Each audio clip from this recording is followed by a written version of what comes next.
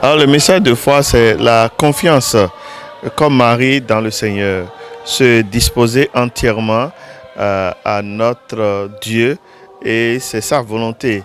Marie a dit fiat, que tout se passe pour moi selon ta parole et nous aussi notre vie doit être une vie où on est disposé à accueillir entièrement la grâce du Seigneur et quand on est disposé à le faire, eh bien on est couronné de grâce et d'honneur de la part de Dieu. Donc, en contemplant Marie dans la gloire de Dieu, eh bien, nous contemplons tout ce que le Seigneur peut nous faire lorsque nous faisons confiance. Notre gloire, nous n'allons pas la tirer de nos parents, nous n'allons pas la tirer des hommes, nous n'allons pas la tirer de nos succès professionnels, nous n'allons pas la tirer de tout ce qui est une réalité matérielle. Notre gloire, c'est celui qui, de toute éternité, nous prédestine à être un jour dans sa maison, dans sa patrie éternelle. Et je pense que c'est ce que nous voulons. Nous voulons qu'un jour, nous tous, nous puissions, comme Marie, entrer dans la gloire éternelle du Père. Alors, en tant que chrétiens, regardons Marie et imitons Marie. Qu'est-ce que Marie a fait?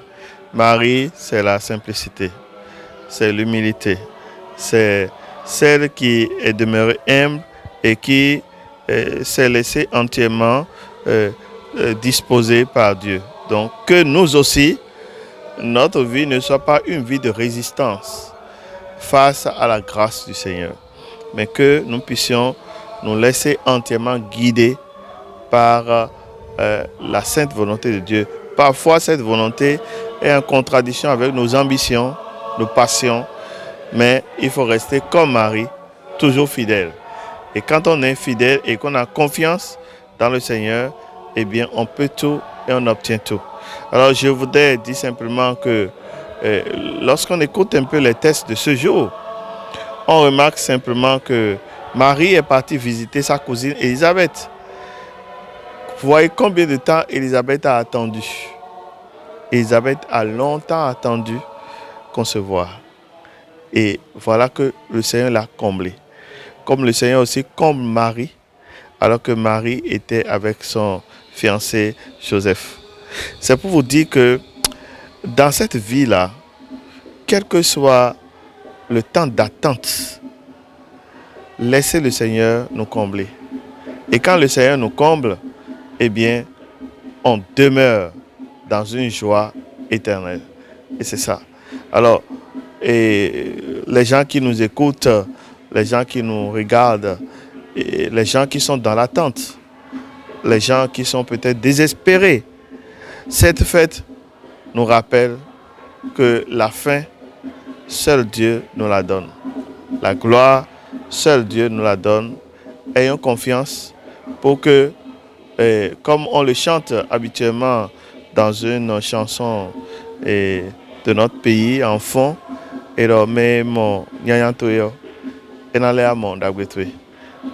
c'est ça. Et quand on vit dans cette espérance comme Marie, humilité, courage, persévérance, espérance. Espérance. Et quand on est confiant, les yeux fixés sur le Christ, jamais on ne sera déçu.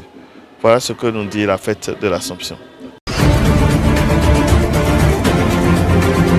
Couper seulement du manioc et manger, on peut couper de la patate douce et manger, de la pomme de terre manger, mais lorsqu'il s'agit de l'igname, on la tue. C'est un tubercule qu'il faut tuer. Donc c'est un être vivant et vous allez voir dedans un gluant, c'est son sang. Et on tue d'abord ça pour les déités. Donc au-delà même du côté ration alimentaire, c'est d'abord comment on veut immoler un animal à une déité. Et lorsqu'on immole l'animal à la déité, on mange le reste de la chair. L'igname est un ensemble de déités parce que je viens de démontrer que l'igname passe dans les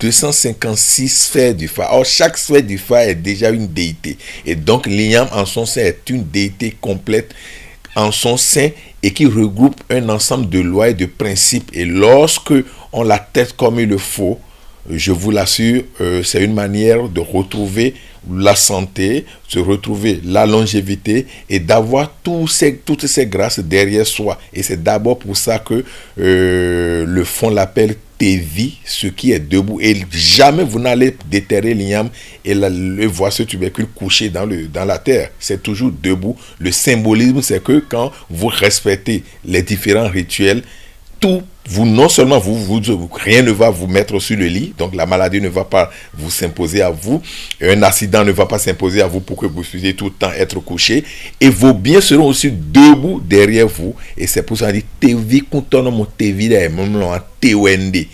Et donc c'est pour dire je serai en forme et tout ce qui m'appartient vont courir derrière moi. C'est beaucoup plus puissant que parler seulement d'une déité lorsqu'il s'agit de l'igname. Je dirais tout simplement aux Africains que nous sommes que les petites choses détruisent mieux que les grandes choses. Nous n'avons pas souvent conscience de cela. Quand un lion sort, tout le monde va se mettre à courir parce qu'on a vu le danger. Mais lorsqu'un moustique circule librement, on ne sait pas qui peut faire mal. Parce que petit à petit, goutte à goutte, le vin de palme remplit la goutte. Ce n'est pas le jour où vous avez de problème que le problème est venu. Le problème venait un peu. Et quand on fait cette cérémonie, on renvoie ce qui était amassé dans nos corps, les énergies négatives, les énergies contraires à la paix, contraires à la longévité, contraires à la bonne santé. On les nettoie et on devient une personne nouvelle, pleine de vigueur, et là vous profitez de la vie. Mais la plupart du temps nous ne profitons pas de la vie parce que nous aimons être appelés des brebis, alors que même le Christ dans sa famille, tout ce qui se fait comme cérémonie, on lui a fait ça, on lui a coupé le zizi, on lui a fait des cérémonies de sortie, on lui a fait tout. Et donc je ne sais pas pourquoi nous n'allons pas respecter la connaissance, l'originalité même de la connaissance, puisque l'Afrique est 3 fois mère de la science, mère de la religion et mère de la technologie. Je ne vois pas pourquoi on ne va pas considérer la connaissance africaine comme étant la source de toutes les connaissances.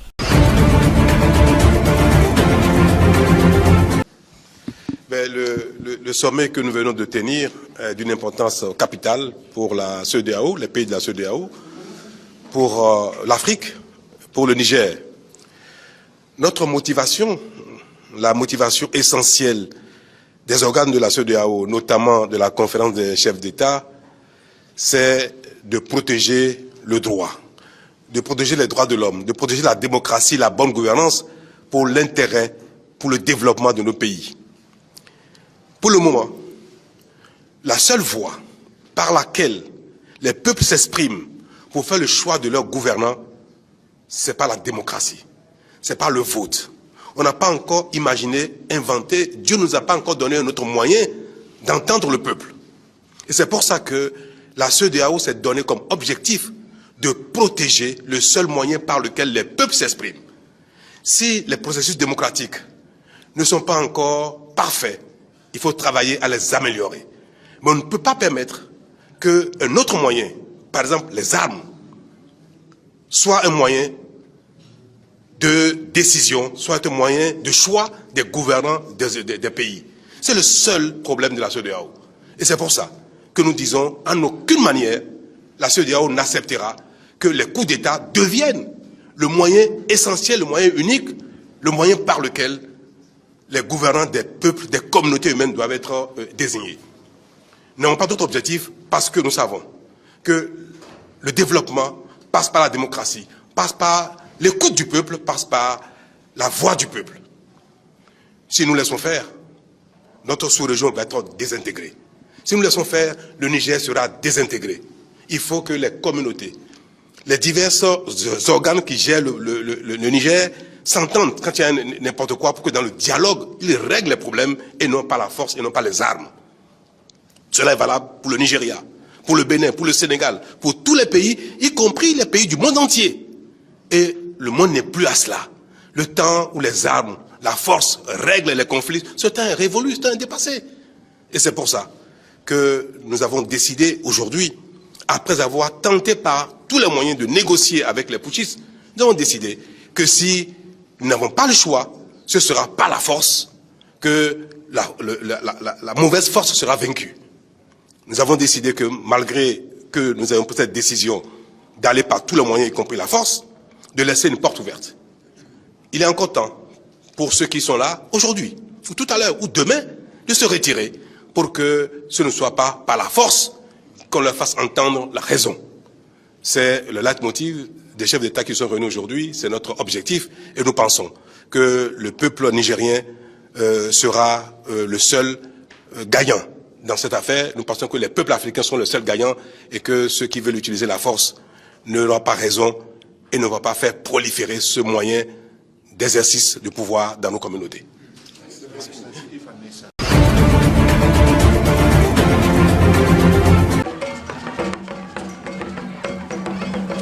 Ils sont tous descendants des premiers occupants de la ville de Cotonou, capitale économique du Bénin.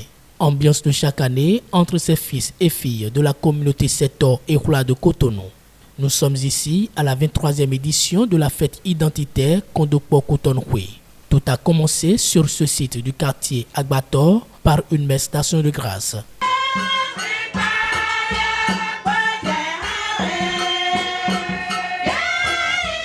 Kondokpo Cotonoué, un grand événement, un moment de retrouvailles, de communion et de convivialité entre les Roula et Setor du département du littoral. C'est également une grande occasion pour la communauté de se retrouver et de parler développement. Sachons-le, chaque peuple a son histoire et sa culture.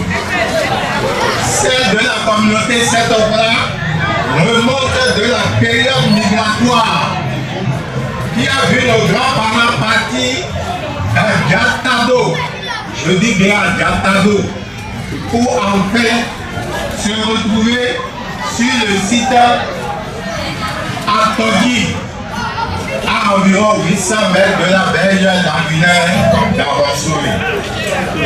Ils avaient transformé ce lieu en une île artificielle et ils y ont habité pendant plusieurs siècles. Contraints de nouveau à libérer ce site, ils ont finalement rejoint la grande forêt désormais appelée Cotonou. Dans ces conditions, vous convenez avec moi, mes frères et sœurs, que nous sommes bel et bien des autochtones de Cotonou. La ministre des Affaires sociales et de la microfinance, Véronique Toinfodé, par la voix de sa représentante Evelyne Kunom, a félicité le comité d'organisation pour l'effectivité de cette célébration, en promettant de se rendre disponible pour toute action qui encourage le développement et l'épanouissement des secteurs et Roula du littoral. L'autorité ministérielle a appelé à plus de cohésion sociale.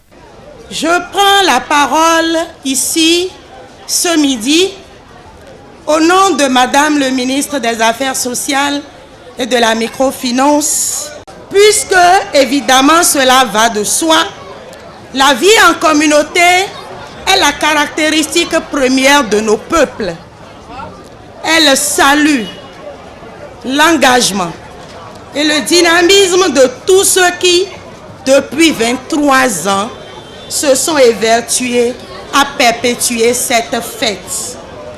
C'est également pour elle l'occasion d'exprimer la proximité du gouvernement de son Excellence Monsieur Patrice Talon, qui par ses actions s'emploie à offrir aux populations de meilleures conditions de vie.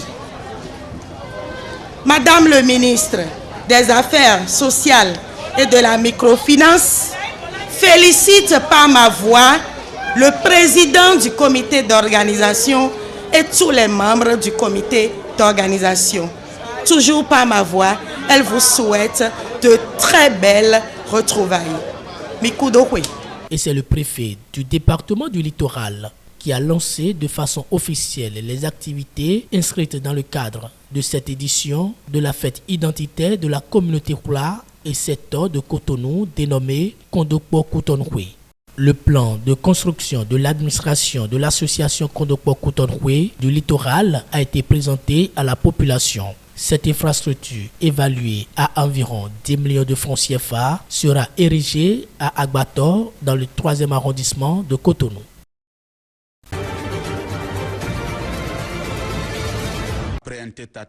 Les auteurs du coup d'État au Niger ont annoncé dimanche leur intention de poursuivre le président renversé Mohamed Bazoum pour haute trahison et atteinte à la sûreté du pays, alors que la CEDEAO promet une intervention militaire des États ouest-africains. Les militaires au pouvoir ont dénoncé des sanctions illégales, inhumaines et humiliantes à l'égard du peuple nigérien dans un communiqué lu à la télévision nationale.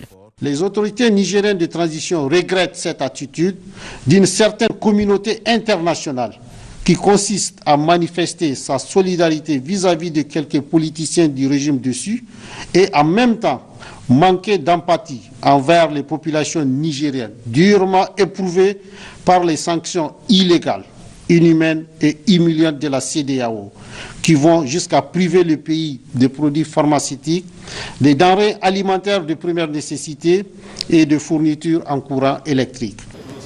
Le calendrier et les modalités d'une éventuelle intervention militaire ouest-africaine n'ont pas été dévoilés, mais le président ivoirien Alassane Ouattara, dont le pays contribuera à cette force, a affirmé jeudi qu'elle devrait pouvoir intervenir dans les plus brefs délais. Un des proches de Mohamed Bazoum avait assuré que le régime militaire avait brandi la menace de s'en prendre à lui si une intervention armée avait eu lieu.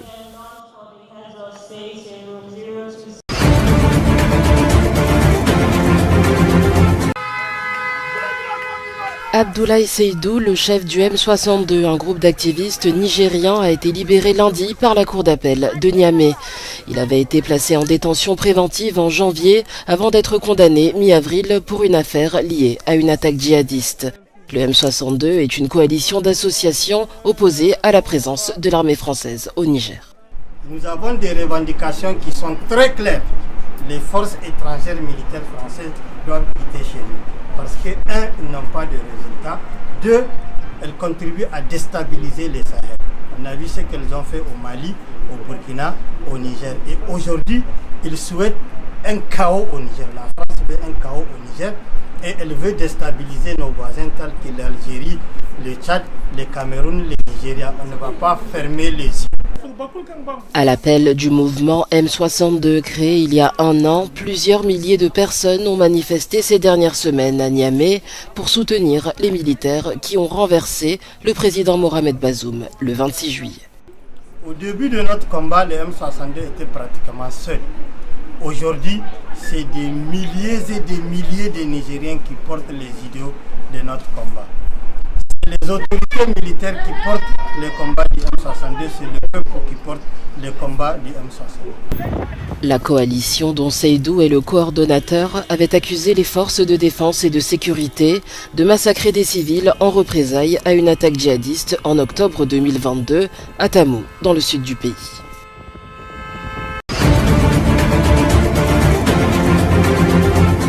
Les États-Unis ont exprimé lundi leur indignation face aux menaces des dirigeants militaires nigériens de juger le président Mohamed Bazoum, détenu depuis le coup d'État du 26 juillet.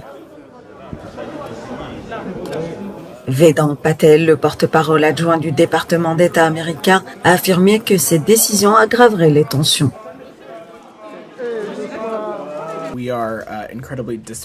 Nous sommes incroyablement consternés par les informations selon lesquelles la détention injuste du président Bazoum est allée encore plus loin et que maintenant le CNSP menace de poursuites. Cette action est totalement injustifiée et franchement, elle ne contribuera pas à une résolution pacifique de cette crise. C'est un affront supplémentaire à notre avis à la démocratie et à la justice et au respect de l'état de droit. Une telle menace souligne l'urgence de respecter l'ordre constitutionnel au Niger.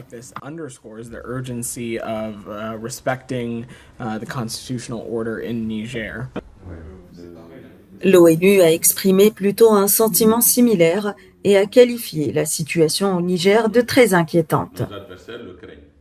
Voilà. Nous, on le souhaite. La mission des Nations Unies au Mali, la MINUSMA, a annoncé ce dimanche avoir anticipé pour des raisons de sécurité son retrait du camp de Ber dans le nord du pays, que l'armée affirme avoir récupéré malgré les convoitises de l'ex-rébellion Touareg. La MINUSMA a anticipé son retrait de Ber en raison de la dégradation de la sécurité dans la zone et des risques élevés que cela fait peser sur les casques bleus, explique-t-elle sur le réseau social X, anciennement Twitter. La zone de Ber est depuis quelques jours le théâtre de tensions, opposant d'une part l'armée et le groupe paramilitaire russe Wagner, et d'autre part la coordination des mouvements de l'Azawad, ex-rébellion Touareg. La MINUSMA applique ainsi la décision prise fin juin par le Conseil de sécurité de l'ONU de mettre un terme immédiat à la mission déployée depuis 2013, à la demande de la junte arrivée au pouvoir par la force en 2020.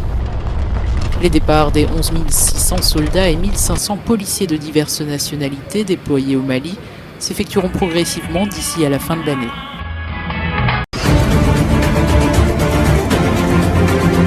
Réponse à la forte demande. C'est un appel à déposer les armes que Félix Tshisekedi a lancé aux groupes armés qui sévissent à l'est de la RDC. Le président s'est exprimé ce lundi 14 août à l'occasion de la table ronde qui doit évaluer l'état de siège en vigueur depuis 2 ans en Ituri et au Nord Kivu. Là-bas, selon les Nations Unies, près de 4 millions de personnes auraient fui l'insécurité constante. Ces 2 régions sont les plus touchées par les violences depuis près de 30 ans, une situation qui ne s'améliore pas et qui se serait même détériorée selon un récent rapport de l'ONU qui souligne la récente résurgence des rebelles du M23. C'est dans ce contexte que les soldats de la MONUSCO, la mission de paix de l'ONU en RDC, doivent quitter le pays après avoir passé plus de 24 ans sur le sol congolais. Leur présence a été marquée par de nombreuses critiques sur leur incapacité à mettre fin à l'insécurité à l'Est. Le retrait de la MONUSCO doit avoir lieu fin 2023, une période qui coïncide avec l'élection présidentielle prévue le 20 décembre. Félix Tshisekedi, président depuis janvier 2019 et candidat à sa réélection, a récemment affirmé que la MONUSCO n'avait plus de raison de rester en RDC.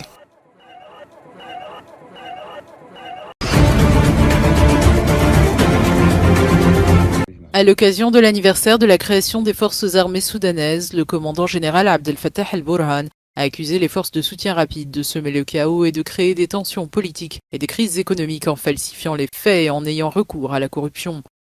Dans une allocution enregistrée et diffusée par l'armée sur les réseaux sociaux, le général al-Burhan a renouvelé l'engagement de l'armée à soutenir les choix du peuple soudanais et son droit légitime à un État où la loi, la démocratie et les institutions prévalent.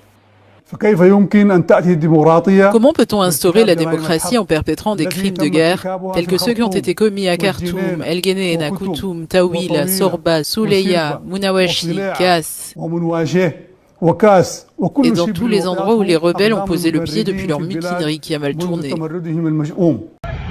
Depuis le 15 avril, le Soudan est le théâtre d'affrontements meurtriers entre les forces armées soudanaises et les paramilitaires des FSR dans la capitale Khartoum et dans d'autres régions.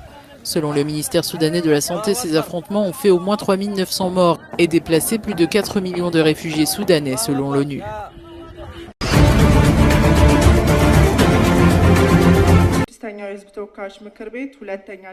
En Éthiopie, la Chambre des représentants du peuple éthiopien a voté ce lundi en faveur de l'état d'urgence déclaré par le gouvernement fédéral face à la violence dans la région d'Amara.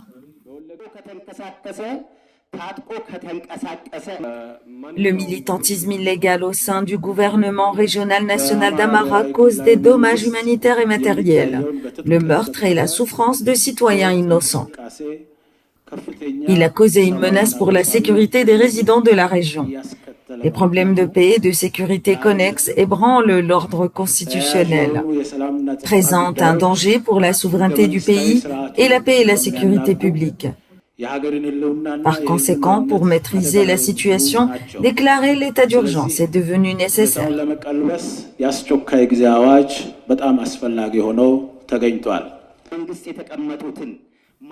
Des affrontements entre des membres de l'armée éthiopienne et une milice locale connue sous le nom de Fano ont éclaté au début du mois dans des villes et villages d'Amara, après des mois de tension. Pour résoudre ce problème de manière juste, la solution n'est pas d'utiliser la puissance militaire comme elle a été utilisée dans une autre partie du pays, mais plutôt le dialogue politique. Les autorités éthiopiennes ont procédé lundi à des arrestations massives de centaines, voire de milliers de personnes dans la capitale, après des troubles meurtriers dans la région d'Amara. Une frappe aérienne a tué au moins 26 personnes dimanche dernier dans cette région assiégée.